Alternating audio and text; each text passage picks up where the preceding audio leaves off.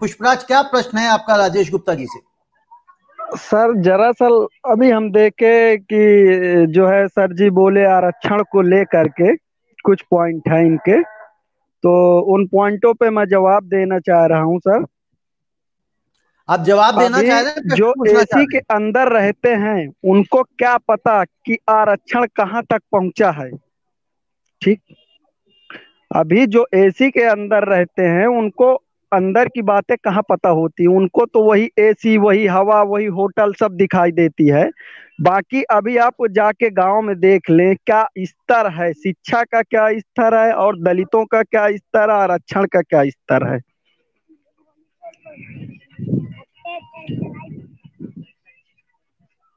जी राजेश जी, इसके बारे पे आप क्या कहना चाहेंगे जो पुष्पराज जी ने बात रखी अपनी?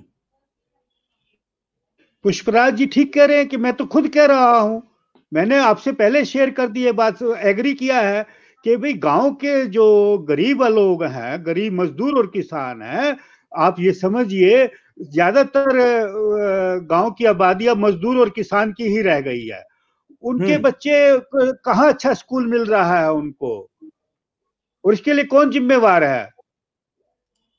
सरकार जिम्मेवारी नहीं है क्या? सरकार जो टैक्स लेती है उसका सही ढंग से उपयोग कर रही है क्या? क्या उन तक पहुंच रही है शिक्षा व्यवस्था सही ढंग से?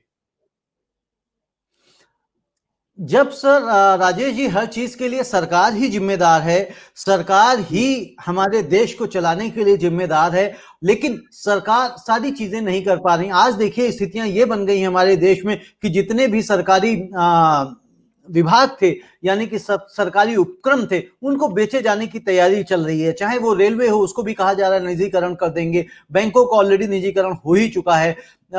एयर इंडिया बेचने की तैयारी काफी समय से चल रही है, हालांकि उसका कोई खरीदार नहीं मिल रहा। उसके अलावा तेल की कंपनियां बेचने के ऊपर लगा दी गई हैं। तो ऐसी स्थिति में यदि सब कुछ सरकार बेच ही देगी तो फिर सरकार का काम क्या रह जाएगा हमारे देश में? सरकार देश में क्या सिर्फ और सिर्फ टैक्स ही वसूलेगी और उससे अपना पेट आपने भरेगी?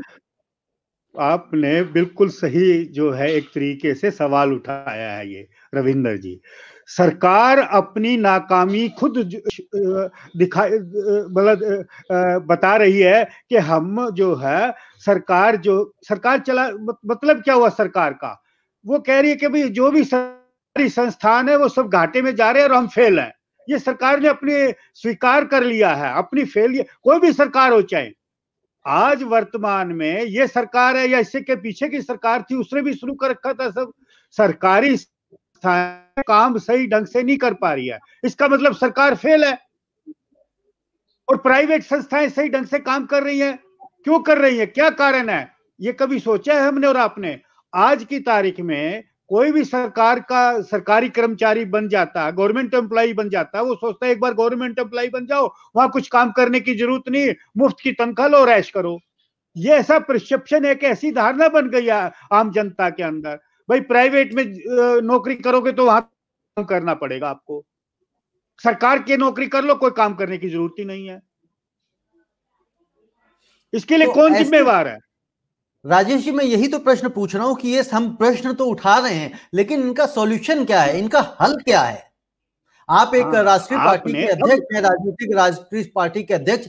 यदि आपका विजन क्या है इसको लेके?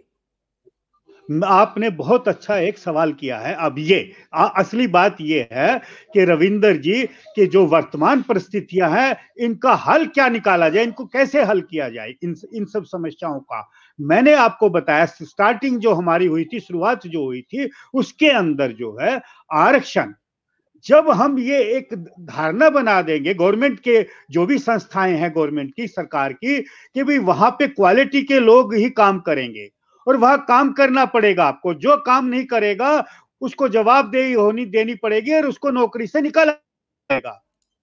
वहां पे जाति और धर्म के आधार पर जो है नौकरी नहीं मिलेगी आपको, वहां कंपटीशन होगा और जो अच्छा काम करेगा उसी को आगे आने का मौका मिलेगा, उसी को नौकरी मिलेगी जो कैपेबल होगा, और वह भाई भतीजावाद नहीं चलेगा।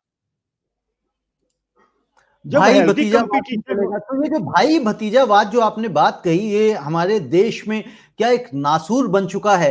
क्योंकि आप कहीं भी देख लें, और एक चीज और, मैं बहुत सारे लोगों के प्रश्न होते हैं कि जो नेता लोग होते हैं, मंत्री लोग होते हैं, ऐसा कौन सा बिजनेस करते हैं, ऐसा कौन सा व्यवसाय करते हैं कि चाहे कितनी भी मंदी हो लेकिन ये हमेशा तेजी में रहते हैं। इनकी संपत्ति अगर जब वो नेता या मंत्री नहीं बने होते हैं तो लाखों में होती हैं, और जब मंत्री बन के निकलते हैं तो उसके बाद अरबों में हो जाती हैं।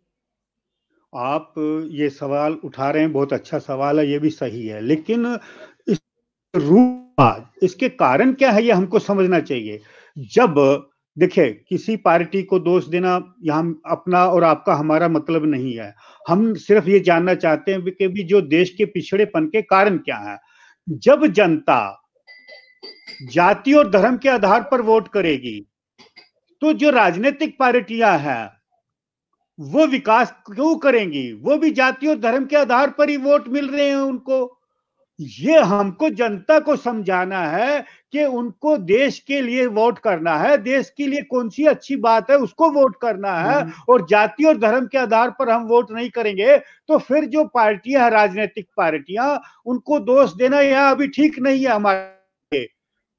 जब जनता समझ जाएगी कि भाई हमको तो जो अच्छा काम करेगी पार्टी, जो सरकार अच्छा काम करेगी, हम उसको ही वोट देंगे, और जो हमारे टैक्स का सही सदुपयोग करेगी और हमारे से जो टैक्स लिया जा रहा है उसके बदले में अच्छी सुविधाएं देगी, अच्छी चिकित्सा व्यवस्था होगी हमारे लिए, अच्छी हमारे बच्चों के लिए शिक्षा व्यवस्था होगी, अच्छी हमारे लिए जो है ट्रांसपोर्टेशन सिस्टम बढ़िया होगा, आने जाने के साधन अच्छे होंगे, चीप एंड बेस्ट क्वालिटी के होंगे, ऐसी सरकार हमको चाहिए।